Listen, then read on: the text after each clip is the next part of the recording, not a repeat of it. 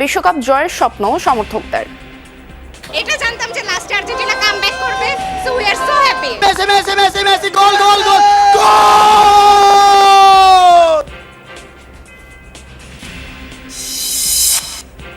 মুক্তিযুদ্ধের শহীদদের পূর্ণাঙ্গ তালিকা তৈরির উদ্যোগ নিয়েছে সরকার, সংসদে প্রধানমন্ত্রী। দুর্নীতি দমন, আইন শৃঙ্খলা রক্ষায় অগ্রাধিকার।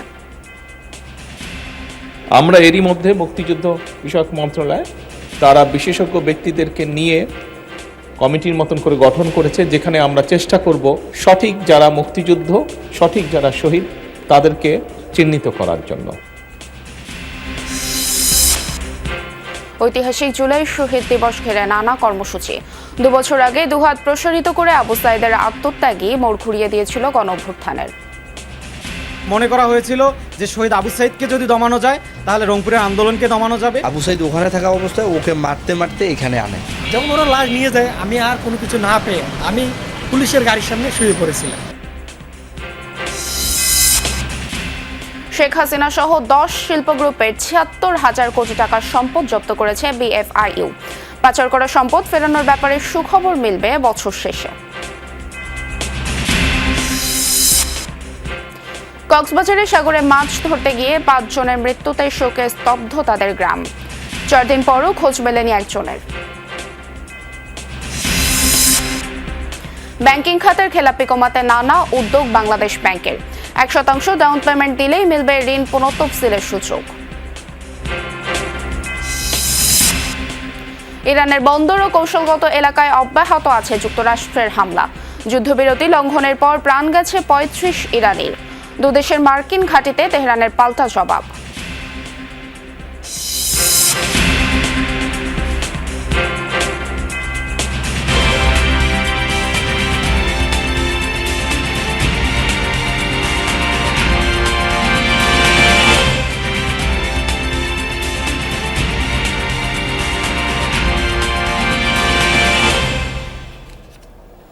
আমন্ত্রণ যমুনা নিউজে আপনাদের সঙ্গে আছি আমি স্নিগ্ধ পুরবী, আর এতক্ষণ শিরোনাম দেখছিলেন। আবারও ফুটবল বিশ্বকাপের ফাইনালে আর্জেন্টিনা। ডিফেন্ডিং চ্যাম্পিয়নদের রুদ্ধশ্বাস লড়াইয়ের দুর্দান্ত প্রত্যাবর্তন। তাদের বিজয়ে উচ্ছ্বাসে মাতোয়ারা আর্জেন্টিনা ভক্তরা। রাজধানীর বিভিন্ন স্থানের মতো ঢাকা বিশ্ববিদ্যালয় বড় পর্দায় খেলা দেখতে ভিড় করেন হাজারো ফুটবল প্রেমী। খেলা শেষে রাজধানী যেন পরিণত হয় উৎসবের শহরে।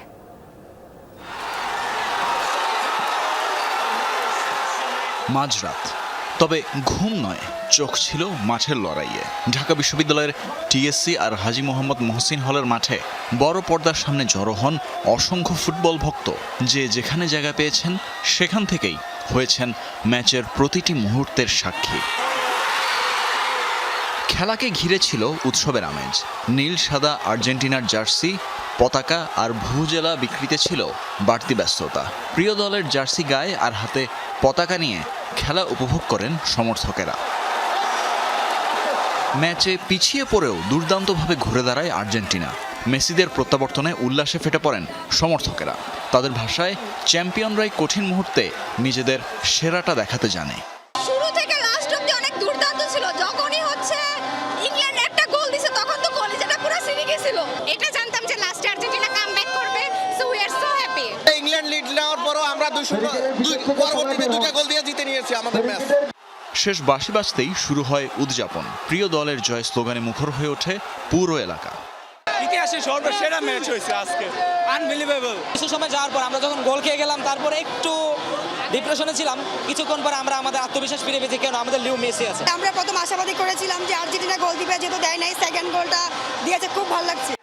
ফাইনালের অপেক্ষা এখন আর্জেন্টিনা সমর্থকদের। শিরোপার লড়াইয়ে প্রিয় দল আরেকটি সাফল্য এনে দেবে, এমনটাই প্রত্যাশা তাদের। আমরা 2026 সালের 19 জুলাই আমরা আবারও শুনতে পারবো Argentina champion of the world. মেসিরা কখনো হারায় না, মেসিরা রাইভালদের মাঝে বারবার এভাবে ফিরে আসে। Messi Messi Messi Messi goal goal goal! আর্জেন্টিনার জন্য জাস্ট 13 মিনিট 15 মিনিট এনাফ। স্পেনকে হারাই আমরা বিশ্বকাপ জিতবো। উচ্ছ্বাস, আনন্দ আর বিজয়ের আবহ নিয়েই ঘরে ফেরেন আর্জেন্টিনা সমর্থকেরা। অন্যদিকে ইংল্যান্ডের হারে হতাশা নিয়েই বিদায় নিতে হয় আর্জেন্টিনার বিপক্ষ সমর্থকদের। তানভীর মৌসুম, যমুনা নিউজ, ঢাকা। মুক্তিযুদ্ধ ও শহীদদের প্রকৃত তালিকা তৈরি করা হবে। সংসদে একথা জানিয়েছেন প্রধানমন্ত্রী। বলেন, তাদের প্রতি যথাযোগ্য সম্মান জানাতে এই উদ্যোগ নিয়েছে সরকার। বাজেট অধিবেশনে সমাপনী বক্তব্যে সরকার প্রধান বলেন, দুর্নীতি দমন ও আইনশৃঙ্খলা রক্ষা সরকারের অগ্রাধিকার। এজন্য আইনশৃঙ্খলা বাহিনীকে পেশাদার হিসেবে গড়ে তোলা হবে। অধিবেশনের শেষ দিনে বিরোধীদের আপত্তির মধ্যেই ইনভেস্ট বাংলাদেশ বিল 2026 পাস হয়। বাজেট অধিবেশনের সমাপনী পর্বে বক্তব্য রাখেন প্রধানমন্ত্রী তারেক রহমান। তুলে ধরেন সরকারের নেয়া বিভিন্ন পদক্ষেপের তথ্য। প্রধানমন্ত্রী বলেন, দুর্নীতি দমন ও আইন শৃঙ্খলা রক্ষা সরকারের অগ্রাধিকার। দুর্নীতি রুখতে পারলে শহীদদের প্রত্যাশিত বাংলাদেশ গড়ে তোলা সম্ভব হবে। আমরা দেখেছি স্বৈরাচারের সময় কিভাবে প্রতি বছর এই দেশ থেকে $16 বিলিয়ন পাচার করে দেওয়া হয়েছে। এই দুর্নীতিকে যে কোনোভাবেই হোক, সেটি হাত বেঁধেই হোক, টুটি চেপেই হোক, যে কোনোভাবে নিয়ন্ত্রণ করতে বর্তমান সরকার বদ্ধপরিকর। আমরা আইন শৃঙ্খলা বাহিনীকে পেশাদার হিসাবে গড়ে তুলতে চাই। বর্তমান সরকার 10,000 নতুন পুলিশ কনস্টেবল নিয়োগ দেওয়ার পরিকল্পনাও হাতে নিয়েছে। ফ্যাসিবাদের শাসনকালে বিদ্যুৎ খাতে 3 লাখ কোটি টাকা হরিলুট করা হয়েছে উল্লেখ করে সরকার প্রধান বলেন, কুইক রেন্টালের নামে কুইক মানি অর্জন করা হয়েছে। ফ্যাসিবাদের সময় 1.5 দশকে বিদ্যুৎ খাত থেকে হরিলুট হয়েছে কমপক্ষে মানে স্পিকার 3 লক্ষ কোটি টাকা। কুইক রেন্টালগুলোকে, এইটি ছিল তাদের কুইক রেন্টালের নামে কুইক মানি অর্জনের একটি সেক্টর, কুইক দুর্নীতির একটি সেক্টর মানে স্পিকার। প্রধানমন্ত্রী বলেন, একটি বিশেষ দেশকে সুবিধা দিতে স্বাস্থ্য খাত ধ্বংস করা হয়েছে। ফ্যাসিবাদী স্বৈরাচার সরকার বাংলাদেশের চিকিৎসা ব্যবস্থাকে অন্য কারো হাতে মনে হয় তুলে দিয়েছিল। একটি বিশেষ দেশকে সুবিধার জন্য ধ্বংস করে দেওয়া হয়েছিল আমাদের চিকিৎসা ব্যবস্থা। আমরা এই 1 লক্ষ হেলথ কেয়ার অ্যাপয়েন্ট করার কাজ শুরু করেছি মাননীয় স্পিকার। এর আগে সংসদে প্রশ্নোত্তর পর্বে প্রধানমন্ত্রী জানান, মুক্তিযুদ্ধে প্রকৃত শহীদদের তালিকা প্রণয়নে কাজ শুরু করেছে সরকার। দেশ স্বাধীনের পরে যাদের দায়িত্ব ছিল সঠিক শহীদদের, মুক্তিযোদ্ধাদের লিস্ট প্রণয়ন করা, তারা সেটিকে রাজনৈতিকভাবে উপস্থাপন করেছে, তারা নিরপেক্ষভাবে সঠিকভাবে তারা করেনি। আমরা এরই মধ্যে মুক্তিযুদ্ধ বিষয়ক মন্ত্রণালয় তারা বিশেষজ্ঞ ব্যক্তিদেরকে নিয়ে কমিটির মতন করে গঠন করেছে, যেখানে আমরা চেষ্টা করব সঠিক যারা মুক্তিযুদ্ধ, সঠিক যারা শহীদ, তাদেরকে চিহ্নিত করার জন্য। আগামীতে সরকারের সকল সেবা একটি কার্ডের আওতায় নিয়ে আসার কথাও জানান প্রধানমন্ত্রী। ইউনিভার্সাল কার্ড নামে একটি কার্ডের ভিতরেই আমরা সবকিছু নিয়ে আসব। M A Aziz, Jamuna news, Dhaka. বাংলাদেশের সাম্প্রতিক অর্জন গণতান্ত্রিক ব্যবস্থা, ভোটাধিকার ও বাক স্বাধীনতা। এই অর্জনের নেপথ্য নায়ক 1400-র বেশি জুলাই শহীদ, যাদের আত্মত্যাগে 56,000 বর্গমাইলের বাংলাদেশ এখন স্বস্তির নিঃশ্বাস ফেলছে। তাদের আত্মত্যাগকে স্মরণ করতে এবার আনুষ্ঠানিকভাবে পালন হচ্ছে জুলাই শহীদ দিবস। শহীদদের আত্মত্যাগকে নতুন প্রজন্মের কাছে তুলে ধরা ও লক্ষ্য বাস্তবায়নে সরকারের আন্তরিকতা দরকার বলে মনে করেন আন্দোলনকারীরা। আহমেদ রেজার প্রতিবেদনে বিস্তারিত। গুলি খাইছে একটা।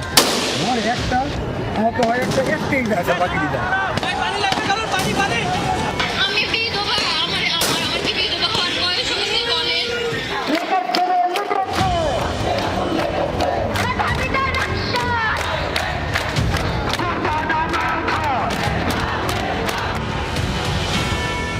চব্বিশ মাস পর 24 জুলাই, সেই জুলাই যা ক্যালেন্ডারের হিসাব বদলে দিয়ে চলেছিল 36 দিন। সেই জুলাই যা আবারও দেখিয়েছে কাকে বলে মরণপণ। মাস জুড়ে শহীদ হয় কারো ভাই, বোন, কারো সন্তান কিংবা বন্ধু। সন্তান হারা, ভাই হারা, বোন হারা প্রিয়জনের আহাজারিতেই আছে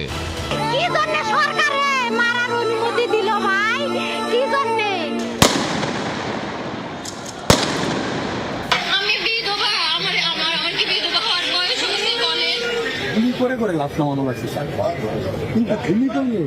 একটা, আমার তো হয় একটাই যায় স্যার, বাকি যায়। নৃশংস সেই হত্যাযজ্ঞ দেখেছে পুরো বিশ্ব। জাতিসংঘের প্রতিবেদনে নিহতের সংখ্যা উল্লেখ করা হয়েছে 1400-র বেশি।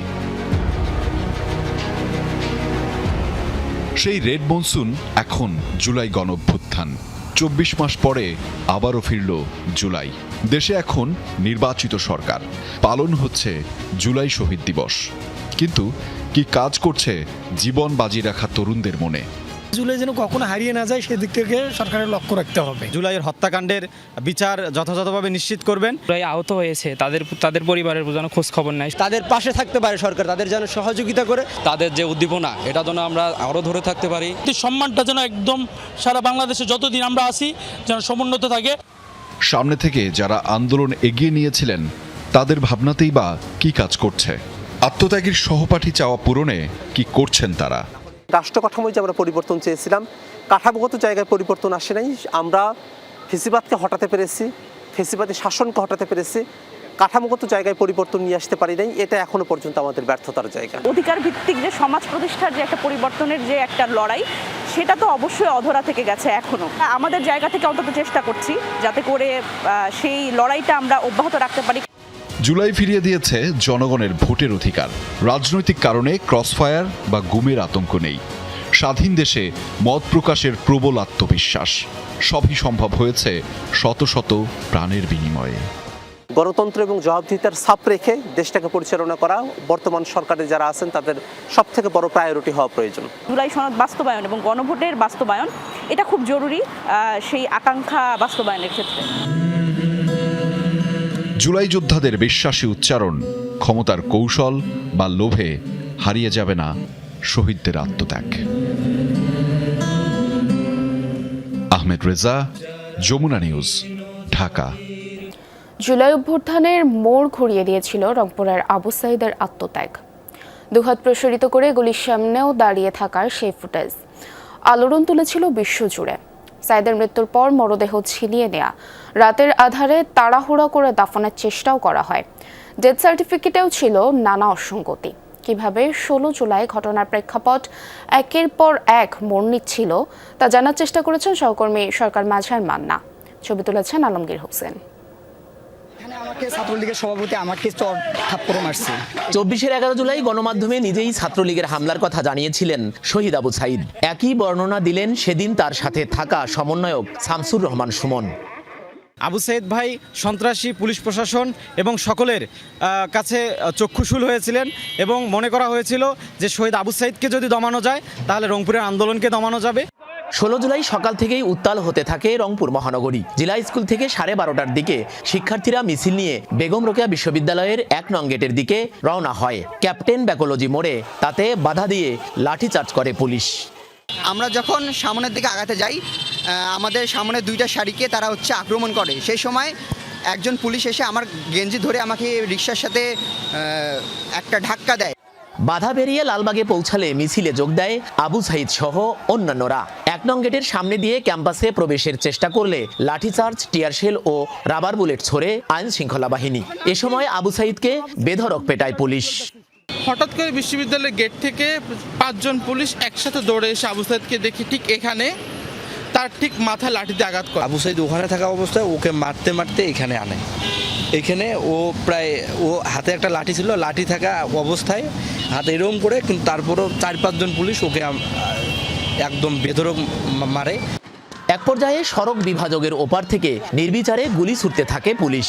তখন সেখানেই দুহাত প্রসারিত করে দাঁড়িয়ে যায় সাঈদ। তাকে লক্ষ্য করে আবারও চলে গুলি। আবু সাঈদকে গুলিটা লাগছে, তারপর আমি আবার পুলিশের দিকে গুলিটা ক্যামেরা আমার ফোকাস করি।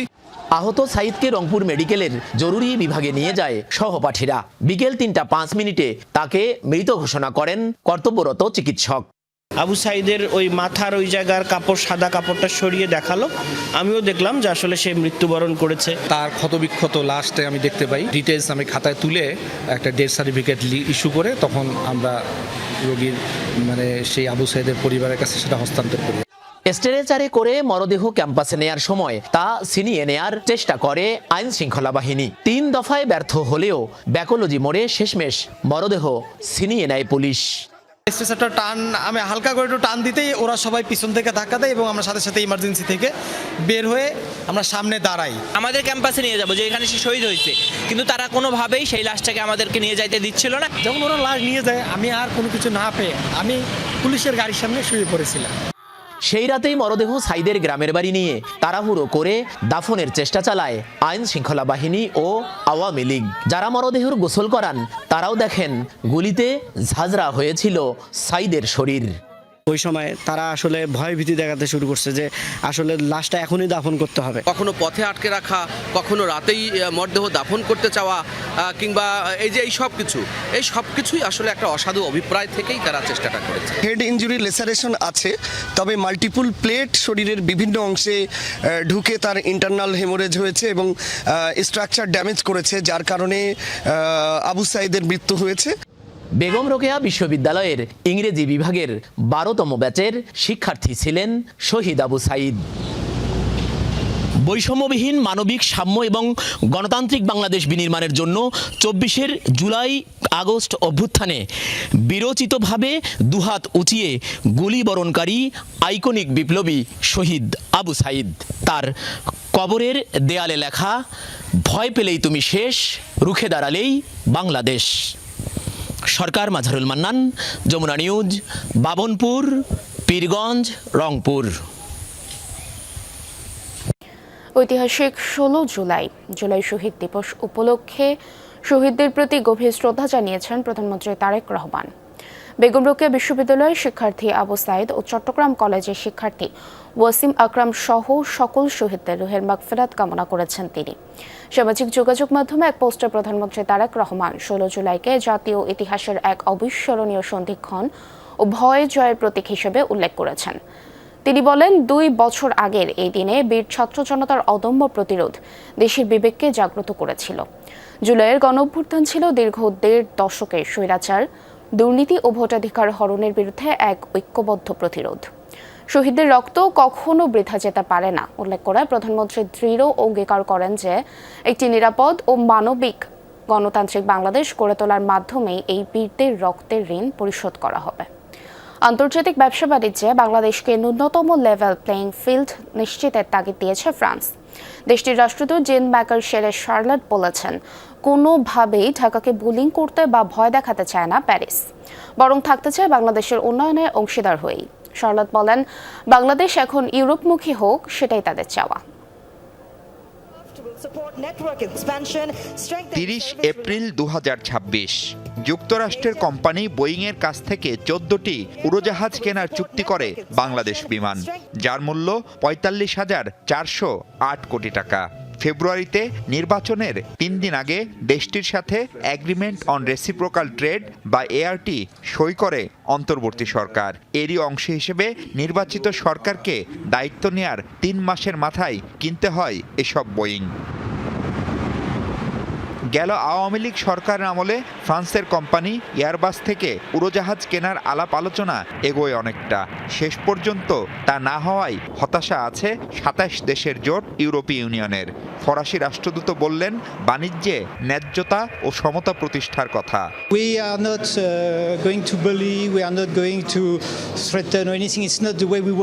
আমরা কোনোভাবেই বুলিং বা ভয় দেখাতে চাই না, অংশীদার হিসেবে মূল্যায়িত হতে চাই। সেজন্য ব্যবসা বাণিজ্যের ন্যূনতম লেভেল প্লেইং ফিল্ড বাংলাদেশকে নিশ্চিত করতে হবে। আমরা চাই বাংলাদেশ এখন ইউরোপমুখী হোক। গত নির্বাচনে 200 সদস্যের পর্যবেক্ষক টিম পাঠিয়েছিল ইউরোপীয় ইউনিয়ন। এটাই সবচেয়ে বড় মিশন ছিল উল্লেখ করে গণতন্ত্র পুনঃপ্রতিষ্ঠা হওয়ায় বাংলাদেশ নিয়ে তার দেশের বিনিয়োগকারীদের আগ্রহ বেড়েছে বলেও জানান ইউরোপের এই প্রভাবশালী দূত।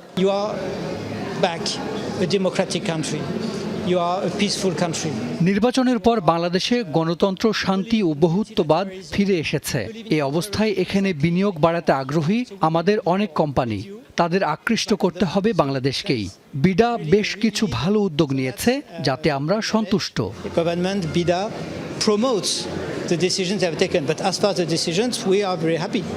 রাষ্ট্রদূত জানান, ঢাকা প্যারিস সম্পর্ক আরও গভীর করতে কাজ করবেন তিনি। মাহফুজ মিশু, যমুনা নিউজ, ঢাকা।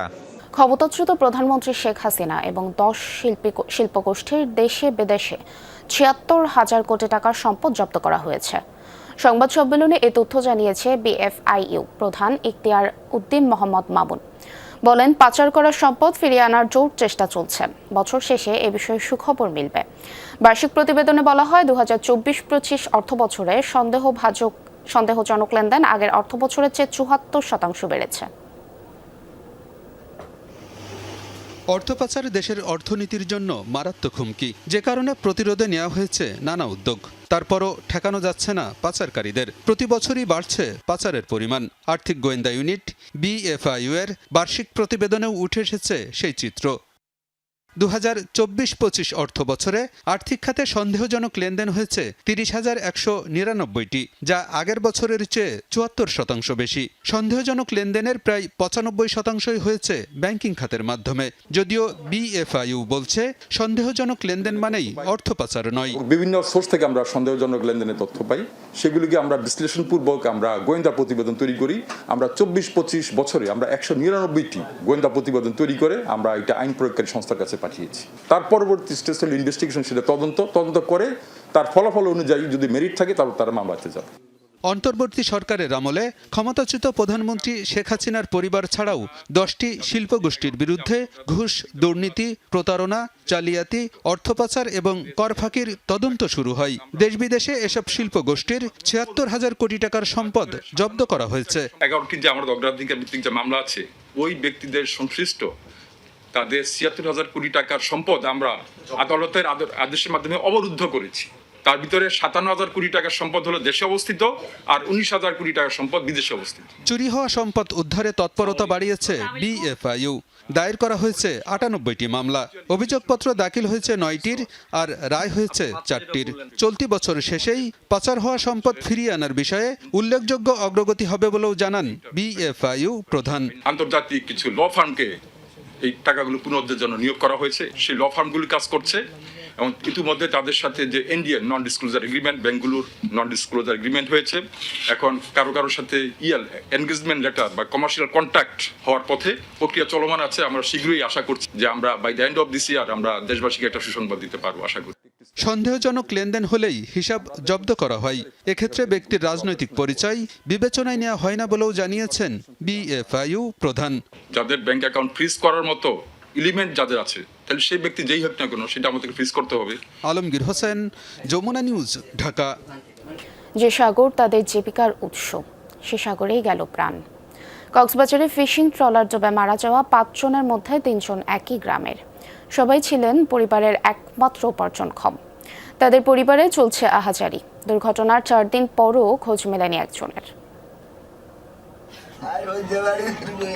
কক্সবাজারের বড়ঘোপ আমজারখালীর ষাটোর্ধ্ব শামসুল আলম একসময় সাগরে মাছ ধরে ও দিনমজুরি করে সংসার চালাতেন। কয়েক বছর ধরে জটিল রোগে আক্রান্ত হওয়ার পর পরিবারের একমাত্র ভরসা 18 বছর বয়সী ছেলে শাহরিয়ার নাফিস আলম। গত সোমবার ট্রলার ডুবে ছেলের মৃত্যুতে পুরো পরিবার দিশেহারা। NGO থেকে নেওয়া ঋণ শোধ নিয়েও দুশ্চিন্তায়। আই দোয়ান ভাড়া তুনে না আল্লাহ মা আল্লাহ হন খাইবেন নাস্তা হন উপর লইয়ে রাখতো তবু তিন কিলেন তোর খাইবেন নিদি। একই ট্রলারে ছিলেন আব্দুল করিমও। স্ট্রোকের পর প্যারালাইসিসে আক্রান্ত বাবারও দেখভাল করতেন তিনি। এই দুই পরিবারের 2 উপার্জনক্ষম সন্তান হারানোর বেদনা ছুঁয়ে গেছে প্রতিবেশীদেরও।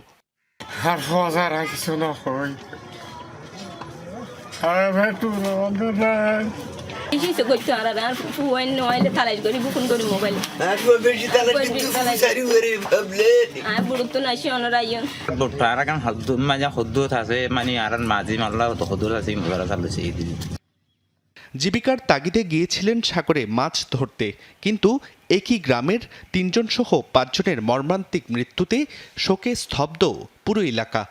ওরা কিন্তু আচার ব্যবহার দিয়ে বেশি ভালো মানুষ আছে, ইয়ে কিন্তু বলিবার মতো নয়। তার মৃত্যু মানে নেওয়া না যারা আর অন্য বড় মধ্যে গত বছর শুরু করে গেল, এবছর ভিন্ন ইয়ার আর কারণ থাকে তারা বেশি ভালো মানুষ।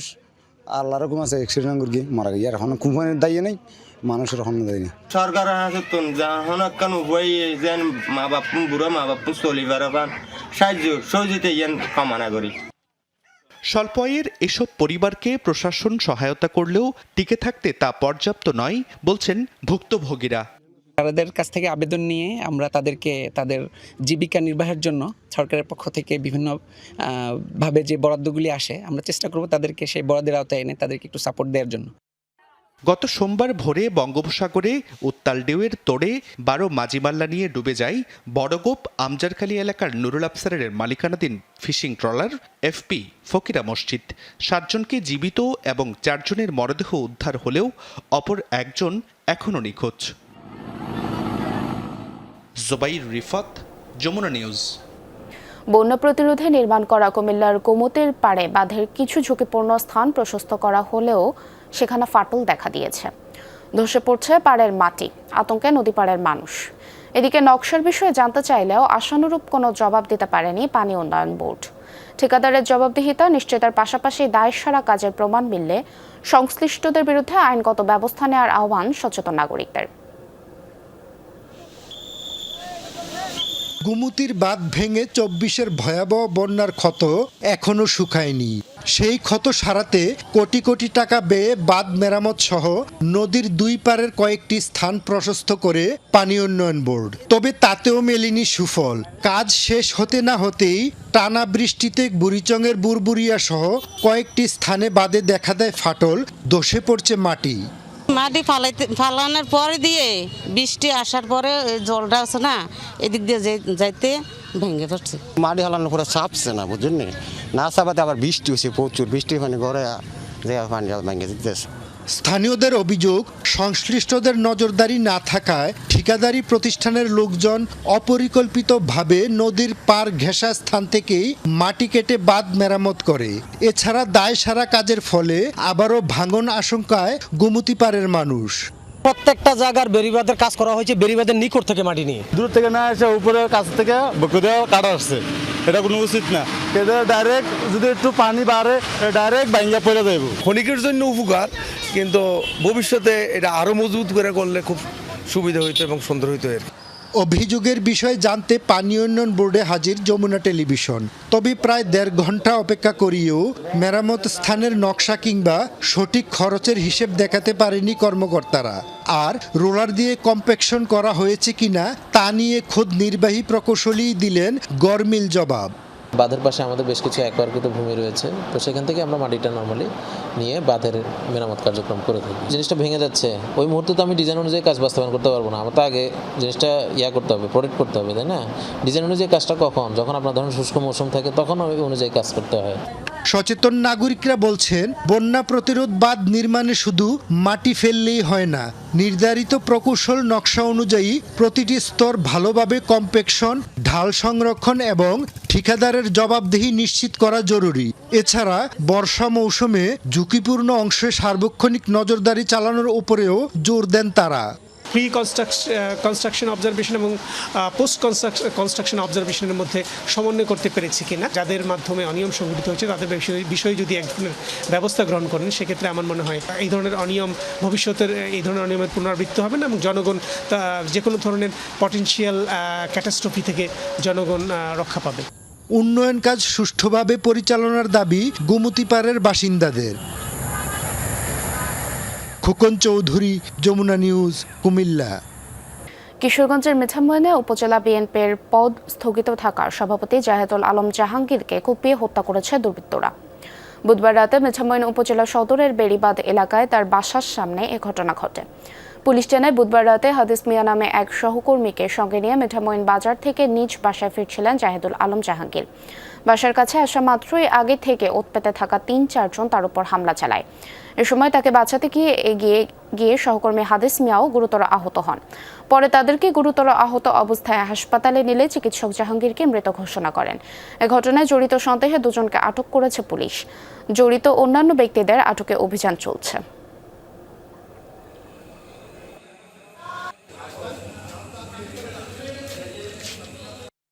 আমরা যেটা জেনেছি যে এই 3 জনেই লোকাল নয়, এরা ঢাকা থেকে এসেছে, ঢাকায় থাকে, দেখে হায়ার করে আনা হয়েছে। তাদের হাতে চাপাতি ছিল। আমরা প্রাথমিকভাবে চিন্তা করছি যে এই পেছনে কোনো কারণ থাকতে পারে, কারণটা আমরা জানার চেষ্টা করছি। ব্যাংকিং খাতের খেলাপি কমাতে নানা উদ্যোগ নিচ্ছে বাংলাদেশ ব্যাংক। টাকা আদায়ে ছাড় দেওয়া হচ্ছে খেলাপিদের। বিশেষ সুবিধার আওতায় মাত্র 1% ডাউন পেমেন্ট ঋণ পুনঃতফসিলের সুযোগ পাচ্ছেন গ্রাহকরা। সর্বশেষ যুক্ত হয়েছে এককালীন ঋণ পরিশোধ করা দায়মুক্তি। এতে সুদ মাপ পাবেন তারা। বিষয়টি ইতিবাচক হিসেবে দেখছেন ব্যাংকার ও বিশ্লেষকরা। তবে ইচ্ছাকৃত খেলাপিরা এর আওতায় আসবে কি না তা নিয়ে সন্দেহ আছে তাদের।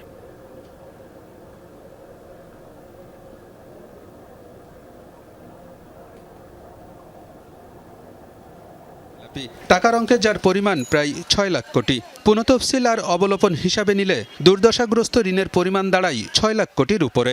এর বড় অংশই আদায় অযোগ্য। বছরের পর বছর ঋণের টাকা আটকে থাকায় এর প্রভাব পড়েছে পুরো ব্যাংক ব্যবস্থার উপর। মূলধন ঘাটতিতে পড়েছে অনেকে। ঝুঁকিপূর্ণ ঋণের বিপরীতে মূলধন পর্যাপ্ততাও ঋণাত্মক। এই খেলাপি ঋণ কমিয়ে আনতে নানা উদ্যোগ নিয়েছে বাংলাদেশ ব্যাংক।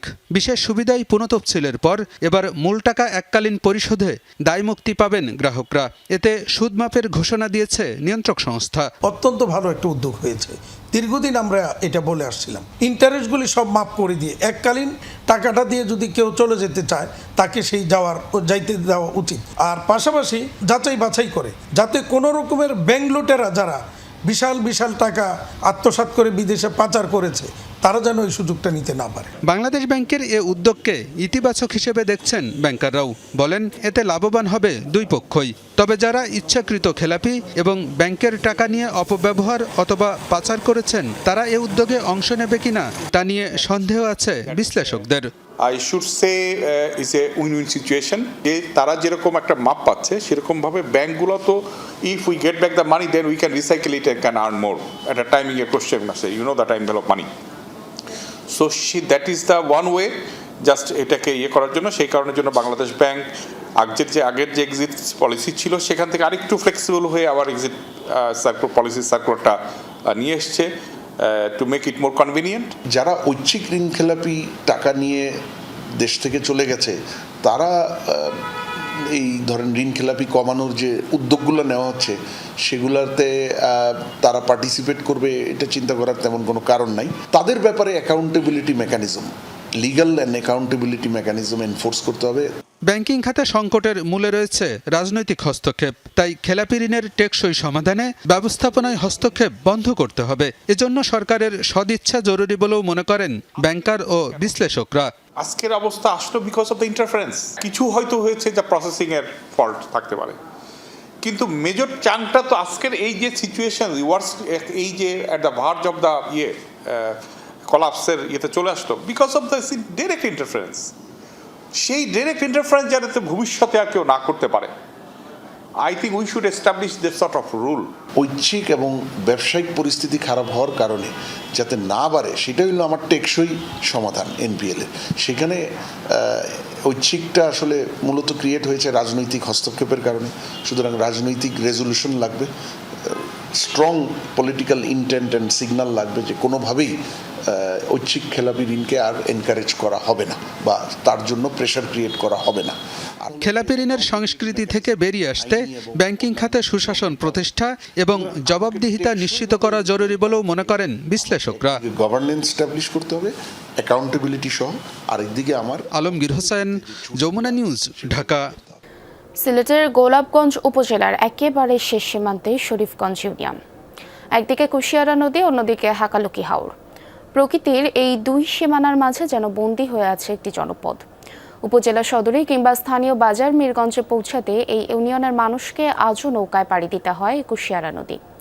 2020 সালে মিরগঞ্জ এলাকায় একটি সেতুর প্রাথমিক সম্ভাব্যতা যাচাই হলেও নতুন আরও একটি সেতুর প্রস্তাবনায় নতুন জটিলতায় পড়েছে স্বপ্নের সেতুটি। গোলাপগঞ্জ উপজেলা সদর থেকে শরীফগঞ্জ ইউনিয়নের দূরত্ব খুব বেশি না হলেও মাঝে বাধা হয়ে দাঁড়িয়ে আছে কুশিয়ারা নদী। প্রতিদিন স্কুল কলেজগামী শিক্ষার্থী, রোগী, ব্যবসায়ী ও কৃষিপণ্য নিয়ে হাজারো মানুষকে নদী পার হতে হয় নৌকায়। বর্ষাকালে খরস্রোতা এই নদী পাড়ি দেয়া হয়ে ওঠে অনেক বেশি ঝুঁকিপূর্ণ। ডেলিভারি রোগী এখন ইমার্জেন্সি লইয়া যাইতে আপনি হসপিটালে পারানা যাইতে লইয়া কত রুগী ওভার থেকে আইতে ওভারে মারা যায়। এরা মিরগঞ্জ শরীফগঞ্জ ব্রিজটা করলে দুইটা থানার একটা সুবিধা হয়। একদিকে আপনার ফেঞ্চিগঞ্জ থানা, অন্যদিকে গোলাপগঞ্জ থানা। শরীফগঞ্জ ইউনিয়নের 16টি গ্রামের মানুষের প্রাত্যহিক প্রয়োজন মেটায় এই মীরগঞ্জ বাজার, যেখানে স্কুল, হাসপাতাল, ব্যাংক সহ বিভিন্ন স্থাপনা থাকায় বাজারের পাশেই একটি সেতু নির্মাণের প্রাথমিক সম্ভাব্যতাও যাচাই হয়। কিন্তু এলজিইডি বলছে 3 কিলোমিটার দূরে নতুন আরও একটি সেতুর প্রস্তাবনা পাঠানো হয়েছে। আপনারা জানেন যে একটা ব্রিজ শুধুমাত্র নদীর এই পাশ থেকে ও পাশ সংযোগ না, তার সাথে সংযোগ সড়কের একটা সমন্বয় রয়েছে। এই ব্রিজটা করা যাবে কিনা, কোন জায়গা দিয়ে করলে ক্ষতিগ্রস্তের পরিমাণ কম হবে, ওই বিষয়গুলো বিবেচনা করে তারা ডিসিশন নিবে বা তারা সিদ্ধান্ত দিবে কোথায় ব্রিজটা হবে। এই প্রস্তাবনার পর স্থানীয়রা বলছেন, মীরগঞ্জে না হয়ে নতুন কোনো স্থানে সেতু হলে ইউনিয়নের বেশিরভাগ গ্রামের মানুষের ভোগান্তি রয়ে যাবে। শরীফগঞ্জ ইউনিয়নের প্রায় 9টা গ্রামে আমাদের এই যে ব্রিজ হলে এরা উপকৃত হবে। অত্যন্ত জনগুরুত্বপূর্ণ দিক বিবেচনা করে যথাযথ কর্তৃপক্ষের মাধ্যমে প্রয়োজনে আপনারা তদন্ত করেন এবং জনগুরুত্বপূর্ণ বিবেচনা করে যদি এদিকে প্রয়োজন মনে করেন তাইলে এইদিকেই ব্রিজটা করেন। স্থানীয় সংসদ সদস্য বলছেন, কাউকে বঞ্চিত করতে নয়, পুরো ইউনিয়নের মানুষ যাতে সেতুর সুবিধা পায় সে কারণেই দুটি স্থানের সম্ভাব্যতা যাচাইয়ের জন্য পাঠানো হয়েছে। এটা নিয়ে কোনো বিভ্রান্তির অবকাশ নাই। এই এলাকার জনগণ সবাই চাচ্ছে একটা ব্রিজ হতে। ইনশাল্লাহ এদিকে একটা ব্রিজ হবে, হয়তো 100 হাত সামনে হতে পারে, পিছনে হতে পারে, হাফ কিলোমিটার আগে হতে পারে, পিছনে হতে পারে, এটা টেকনিক্যাল কমিটি নির্ধারণ করবে। কুশিয়ারার এপার ওপার জুড়ে যে স্বপ্নটা এখনো ভাসছে তার নাম একটি সেতু। মীরগঞ্জ নাকি নতুন কোনো ঠিকানা, কোথায় গিয়ে থামবে সেই স্বপ্ন, তার উত্তর খুঁজছে শরীফগঞ্জের হাজারো মানুষ। মাহবুবুর রহমান রিপন, যমুনা নিউজ, সিলেট।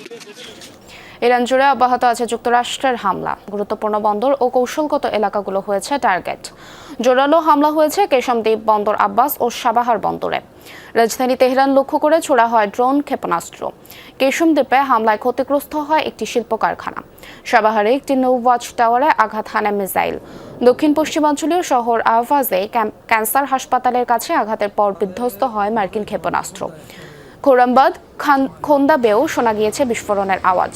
যুদ্ধবিরতির পর ইরানে চালানো সাম্প্রতিক হামলায় প্রাণহানি বেড়ে দাঁড়িয়েছে 35 জনে। এদিকে পাল্টা হামলায় জর্দান, বাহরাইন ও কুয়েত টার্গেট করেছে ইরানের বিপ্লবী বাহিনী আইআরজিসি। ইরাকের এরবিল লক্ষ্য করে ছুড়েছে 5টি ড্রোন। মার্কিন কনসুলেটের কাছে ভূপাতিত করা হয় একটিকে। একই শহরে মার্কিন ঘাটির কাছে বিধ্বস্ত হয় 2টি ড্রোন। এরবিল বিমানবন্দর ও হারিরি এয়ারবেজে ভূপাতিত হয় আরও 2টি ড্রোন। মরণব্যাধিতে আক্রান্ত হয়ে মানুষের স্বেচ্ছামৃত্যুর অধিকার নিয়ে দীর্ঘদিনের বিতর্কের পর বড় এক সিদ্ধান্তের পথে ফ্রান্স। নির্দিষ্ট শর্ত পূরণ সাপেক্ষে চিকিৎসকের সহায়তায় জীবনাবসান বিষয়ক বিল পাশ হয়েছে পার্লামেন্টের নিম্নকক্ষে। এবার পর্যালোচনা ও চূড়ান্ত অনুমোদনের জন্য যাবে দেশটির সাংবিধানিক পরিষদে। সেখানে সবুজ সংকেত মিললেই আইনে পরিণত হবে অ্যাসিস্টেড ডাইং বিল। মানুষের কি স্বেচ্ছামৃত্যুর সিদ্ধান্ত নেওয়ার অধিকার আছে? এই প্রশ্ন ঘিরে দীর্ঘ 14 বছরের বিতর্কের পর এক ঐতিহাসিক মোড়ে দাঁড়িয়ে ফ্রান্স। এবার চূড়ান্ত অনুমোদনের পথে প্রেসিডেন্ট ইমানুয়েল ম্যাক্রোর সমর্থিত সহায়তাপ্রাপ্ত মৃত্যু বা অ্যাসিস্টেড ডাইং বিল। বিলটি আইনে পরিণত হলে নির্দিষ্ট শর্তে মরণব্যাধিতে আক্রান্ত প্রাপ্তবয়স্ক রোগীরা চিকিৎসকের অনুমোদন নিয়ে নিজের জীবন শেষ করার সুযোগ পাবেন। তবে এর জন্য রোগীকে নিজের সিদ্ধান্ত স্বাধীনভাবে জানাতে হবে এবং এমন অসহনীয় শারীরিক যন্ত্রণায় ভুগতে হবে যার কার্যকর চিকিৎসা নেই বা তিনি আর চিকিৎসা নিতে চান না। আবেদন যাচাই করবেন চিকিৎসক, তারপর নেওয়া হবে বিশেষজ্ঞদের মতামত। শেষ সিদ্ধান্ত জানাবেন চিকিৎসকরাই। অধিকাংশ ক্ষেত্রে প্রাণঘাতী ওষুধ রোগীকেই গ্রহণ করতে হবে, তবে শারীরিকভাবে অক্ষম হলে স্বাস্থ্যকর্মী সহায়তা করতে পারবেন। আর যে কোনো মুহূর্তে রোগী নিজের সিদ্ধান্ত বদলানোর সুযোগও পাবেন। তবে শুধু মানসিক কষ্টের ভিত্তিতে কেউ এই সুবিধা পাবেন না। তীব্র মানসিক রোগে আক্রান্ত ব্যক্তি বা অ্যালজাইমারের মতো স্নায়ুক্ষয়জনিত রোগে ভোগা রোগীরাও এই আইনের আওতায় থাকবে না। সমর্থকদের দাবি, এটি মানুষের ব্যক্তিগত মর্যাদা ও নিজের জীবনের ওপর সিদ্ধান্ত নেওয়ার অধিকারকে স্বীকৃতি দেবে। কিন্তু বিরোধীদের আশঙ্কা, এই আইন ভবিষ্যতে অপব্যবহারের পথ খুলে দিতে পারে। বিলের বিরোধিতায় পার্লামেন্টের বাইরে বিক্ষোভের ডাকও দিয়েছে বিভিন্ন ধর্মীয় ও অধিকার ভিত্তিক সংগঠন। তবে পার্লামেন্টে অনুমোদন পেলেও এখানেই শেষ নয়। বিলটি এখন পর্যালোচনার জন্য যাবে ফ্রান্সের সাংবিধানিক পরিষদে। তাদের সবুজ সংকেত মিললেই এটি আইনে পরিণত হবে। সব প্রক্রিয়া শেষ হলে নেদারল্যান্ডস, বেলজিয়াম, সুইজারল্যান্ড ও কানাডার পর সহায়তাপ্রাপ্ত মৃত্যুকে বৈধতা দেওয়ার দেশের তালিকায় যুক্ত হবে ফ্রান্স। অস্মিতা বিশ্বাস, যমুনা নিউজ। দর্শক, এই ছিল যমুনা নিউজ। এতক্ষণ সাথে থাকার জন্য ধন্যবাদ সবাইকে।